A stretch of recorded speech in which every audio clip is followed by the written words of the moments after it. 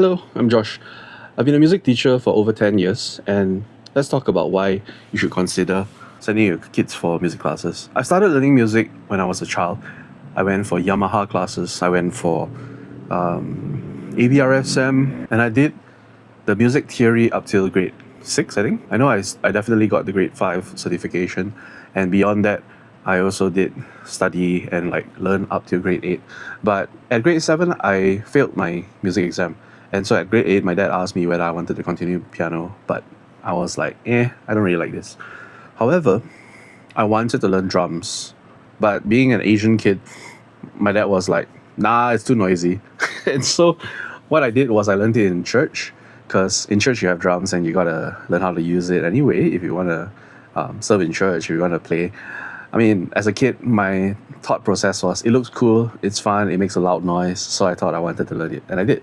And I served in church for many years. Along the way, I picked up guitar, because that was the alternative for my dad. He didn't really want me to give up music altogether, but at the same time, I didn't want to practice my piano. So the solution was to just play guitar. And so he got me an electric guitar, which my mom immediately asked him to return. And after that, he let me continue on practicing playing the guitar. And he stood up for me. I really appreciate that about him. What was fun was I picked up the guitar in maybe a month because I was super enthusiastic, passionate, it's a new toy. And that's the interesting thing about it, because when it's new, it's fresh, and that's the motivation. Hopefully you practice more. So having that kind of energy, I picked up the guitar in a month and it felt amazing. What was really, really cool for me was that within a month or two, I was already serving in church. So it felt like a very, very quick progression. I wasn't very good at it, but I was getting better very, very quickly. And within a year, I was already serving in Christian Fellowship at Form 2, which is 14. And throughout my teenage years, I served in Christian Fellowships, I served in church. And it got to a point where there was a little bit of friction with my dad as well, because it felt like I was avoiding my responsibilities to just, serve in church, use that as an excuse. And that was some pain points, but I would say overall my learning journey was pretty great as well. Along the way, I ended up in biomedical science, but somehow I didn't really do that well, and I dropped out of it. It became a pattern of sorts, because if you look at my ABRSM stuff, I dropped out just before I completed my grade 8. So I completed my grade 6, but I didn't get a grade 7 or 8 because I failed my grade 7, and I just decided to stop at grade 8. And for biomedic, it was a similar thing whereby I studied up till my final year. And the first semester of 2 semesters in my final year, I actually failed every subject. I had actually failed a previous subject the previous semester that was carried forward. So I could blame the university for not being considerate or not taking into account the fact that 7 subjects in a semester is pretty insane. And it was so much so that I had classes that clashed, and I wasn't allowed to drop any subjects or delay it. So I could blame the university, but at the end of the day, I was also a bit not really focused on that. I really just wanted to do music at that point in time. And so I found a part-time job teaching music, because I have enough experience and playing skill to be able to teach. So that was how I got my start in teaching music. Along that journey, after I dropped out of university after my final semester, I straight away went full-time into music, and it was great. It was really, really quite interesting for me to see what the working world was like. But at the same time, I feel like we were not really taught how to properly think through our mindset, our process, and our learning. So what happened was we made a bit of money, and then we just throw our money back into music. So it was a challenge. It still is a challenge to learn how to control your spending and not overspend on the latest and greatest guitars or equipment. We used to buy guitar pedals every month, and I'm pretty sure I went through at least 50 grand worth of guitar pedals in the 4 or 5 years that I was really obsessed with it. And after that, I slowed it down quite a bit. So if you're looking at all the negatives, then yeah, there's quite a lot of negatives. But what are the positives when we talk about music? Having been in 10 years of music, this is not even yet to my music degree. I would say the positives are I made a lot of friends, I connected with a lot of people, and I really enjoy music. But let's talk about how I ended up in Singapore with my degree. Because what happened was I actually went with a student for an audition. What was interesting for me was that I joined it with zero expectations. I always tell people that the first thing I did when I arrived at the audition was to head to the buffet. You know, I was the first one at the buffet. I stole all the prawns from the mee goreng. And my plate was half prawn, half mee goreng.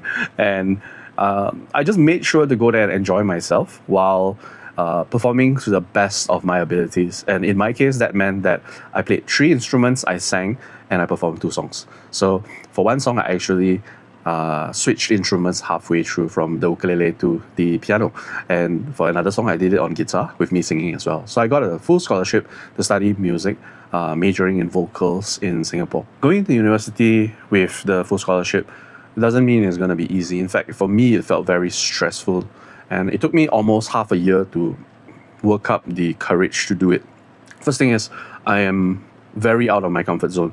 So the first time I went to Singapore was just after I received the award for the full scholarship, and that was at the end of that year when my cousin was getting married. What happened then was interesting because I found my church long before I found my place to stay.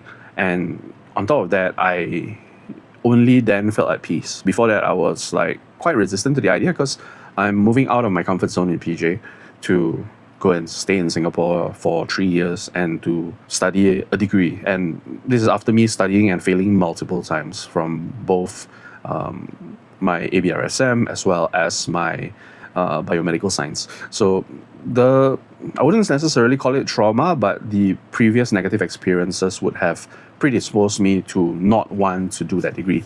But once I found a church that I felt like I could belong, where I'm meant to be, then I felt like maybe at least one part of my life is already settled. And true enough, to this day, I still consider that my church in Singapore. When I'm in Malaysia, it's a different story. But when I'm in Singapore, that's where I go to. There's no question about it. And so, why the degree was stressful for me, even though I got a scholarship, is because if I ever scored less than a 3.0 GPA, which for some of you is really easy, but for some of you is crazy hard, then I would have to repay the full amount of the scholarship and lose the scholarship. There's no chance for me to resit or retry the exams and such. And this was, coming from a broke musician's point of view, a very dangerous thing. So when I signed the contracts, when I agreed to the things, I had to tell myself that there's no do-over, there's no try again. I had to get it right. So in my first year, I was extremely depressed, especially the first 3 months, like March, April, May. I was really depressed because going to Singapore, being alone and not really having many friends, it kind of made me very depressed. It was like I'm uprooted from where I'm comfortable, and it also made me feel like I had no more support. I didn't have the support of my friends, I didn't have the support of my family. My relationship with my family is not exactly the most comfortable or supportive. We tend to have a rather tenuous peace agreement most of the times. So what happened was I went, and financially my dad was supporting me for accommodation, food and such, but the studies was covered by the university. So cost-wise, it was still quite a fair bit. And the fact that my dad was supporting me is something that I will always appreciate. But with that came a lot of strings, and it was very, very stressful for the first 3 months. After that, he kind of like figured out that I'm not really spending his money frivolously, and so he kind of let me off the hook. I didn't have to report to him every single cent that I spent, and I didn't ask for any extra money until much later. Okay, so we'll save that for later on conversation. Maybe we'll talk about it in another video. But for the first year that I was there, it was super stressful, honestly. I've never really put this in video, but it was one of the stressful things because I was always like very, very fearful. I went into university with a fearful mindset, and I was always afraid that I was going to fail. I was going to disappoint my parents. I was going to disappoint the university. I was going to have to pay back that 66,000. I'm sure the price has gone up by now, but at that point it was 66,000 Singapore dollars. And so that hung over my head and made me really stressed. But looking back now, after completing the degree with honors, with a pretty good score, I think I did very close to the highest. I know I was the highest in my batch. Scored really well for certain subjects internationally as well, because my course is by the University of West London. It's a twinning program with Singapore Raffles Music College. So what happened was I actually did really, really well for certain subjects, and that was because I really applied myself later on in the course and made sure to enjoy myself, which was the key element that was missing for the first almost 2 years, yes. And in my final year, I really made sure that I had a way to enjoy the things that I was supposed to study. And the interesting thing about that was that there were subjects that I knew I was bad at. Like, there's this subject called music for film something studies, I guess. And that was something that I was terrible at. I was terrible at composing. I was terrible at reading notes. And so I did badly in my first and second years. So to resolve that, what I did was I signed up for a film composing and that kind of course in between semesters during the break, and studied everything that I needed to study in my final semester, in between the semester before that, so that I was already fully prepared. I can go into that class and enjoy myself rather than stress out about learning. I honestly didn't learn very much, but I had immensely enjoyable conversations with my lecturer, because I was coming on board not so much as a student that needs to learn, but I already knew what I had to do, so I could bring my ideas to her and let her shoot me down. And we used to argue and discuss and talk so much so that occasionally I had to take breaks to not overwhelm the entire class. And it was just me and her chatting about film, chatting about compositions, chatting about approaches, techniques, and things that were really, really fun. One of my most enjoyable and initially one of my most feared subjects, but it's just about how you approach it. So what happens then is that I do really well for that subject. I took on like the most immense possible movie analysis, which I will save that for another day as well. But it was so much fun. And so that sums up my approach to studies and helped me learn so much about how do I become a better student and how do I become a better musician as well. So why I'm doing this video right now is because I took almost a year off from music to really just take a sabbatical. After almost 15 years non-stop of doing music, teaching and all that, I took a full year, or I'm almost at the 1 year mark, to try and see whether I still love music the way I did when I was a kid, to see whether I have developed that distaste for the music because of other elements or whether it was music itself.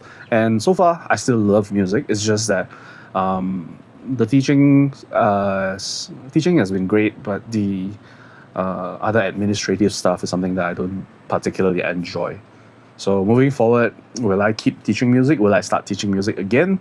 I'm not ruling it out, but I will probably structure it in a very different way.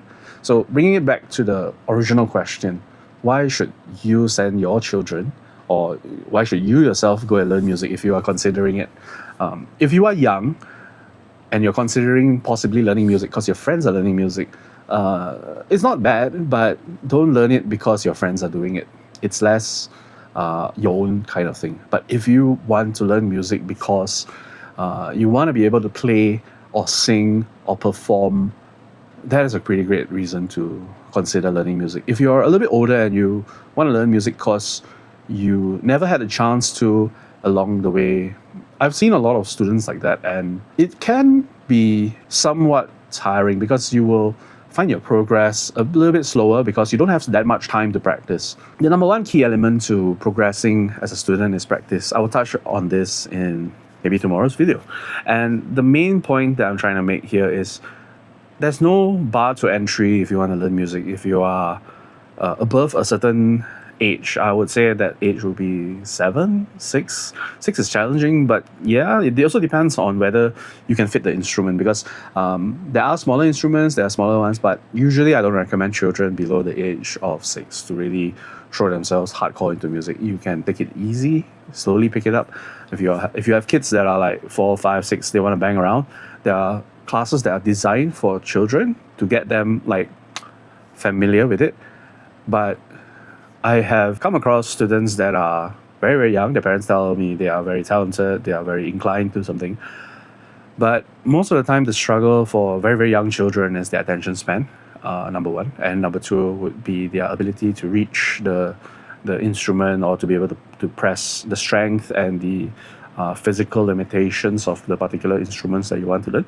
So things like violin, the parents will have to get really involved with the practicing to make sure they practice every day to build up the strength, to build up the muscle memory. So unless you can do that, I would say not yet. However, if you are sending your child and they are like 7, 8, 9, there may be some struggles still similar to when they are younger, but it'll be a bit easier. And if they are 10 and above, most of the time it's not too difficult.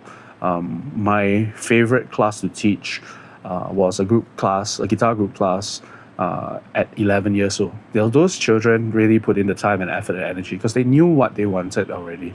They started to see, their stars, the people they look up to. Those people would really inspire them. And hopefully during my classes, they were inspired as well to try and practice. And I know some of them still play guitar till to this day. So students that I taught, in fact, I started teaching one of the boys when he was 10. He was very, very playful. But at 11, he focused a bit more, practiced quite a bit more. At 12, he really focused a lot more. And then I didn't see him for another 2 or 3 years. And after that, he came to me for like intermediate guitar lessons. And from there, he really flourished. He really did well until today. He's actually probably a better guitarist than me today. So what does that tell you if you want to learn guitar or any other instrument for that matter? Number one is you really have to put in the time to practice. Number two is you got to want it for yourself, not because you just want to be like somebody else. Unless that somebody else is Taylor Swift, then fine. Go ahead, try and be like Taylor Swift because it's a pretty good motivator. If she has a new song out and you want to practice that song, it's a great way to practice. For me, when I first started, I was learning new songs every week. And then at one point, I was learning new songs every day. Today, I can pick up and figure out a new song in less than 30 minutes and usually master it in an hour if I sit down and really just spend time on that one song. So what happens then if you go all the way to university? You may not get much better because let's assume that you're good enough to get into university and have a scholarship, whether partial or fully. But the main thing that university taught me was how to really enjoy the music. There were a lot of technical things that I picked up in university, like panning or certain how to listen for effects, the timing of things. My ear for frequency got a little bit more accurate because I actively trained. My timing got fantastic, but that was because I was listening to the metronome on the bus rather than just hoping and practicing. I was actually actively listening to the metronome while I was waiting for the bus and getting on the bus. I would just have a Bluetooth in my earbud and I would actually listen to 60 BPM or 80 BPM and train myself for a week to hear those beats per minute so that I can actively count what is 60 or 80. I'm a little bit rusty now because I haven't practiced it for about 3 years. In fact, I think I haven't practiced it for more than that, closer to 5 years now because I was training it in 2019.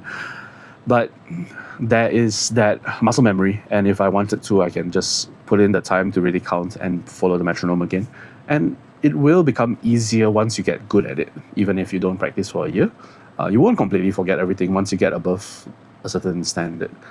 Of course, if I go back and chat with my lecturers again, they'll probably smack me over the head because I'm so rusty and out of practice. But the reality is that I really enjoyed and I learned to love music in university. I was a nerd. I was obsessed with the technicals. I was obsessed with the details. In fact, I also really, really enjoyed planning touring for a band. So if ever there's any band that wants some help planning their tour worldwide or whatever, hit me up. I'll be happy to help you with your tour planning. I'll be your tour manager for you.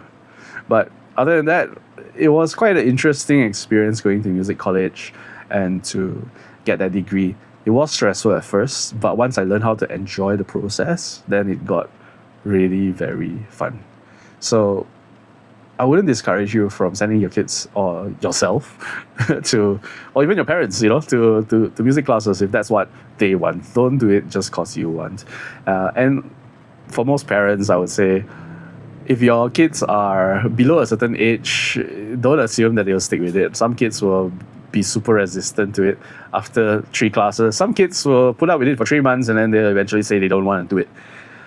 And that's kids. That's just how you have to accept that that's the reality of children. You can't force them these days. Those days when I was growing up, if I don't practice, my mom will beat the heck out of me.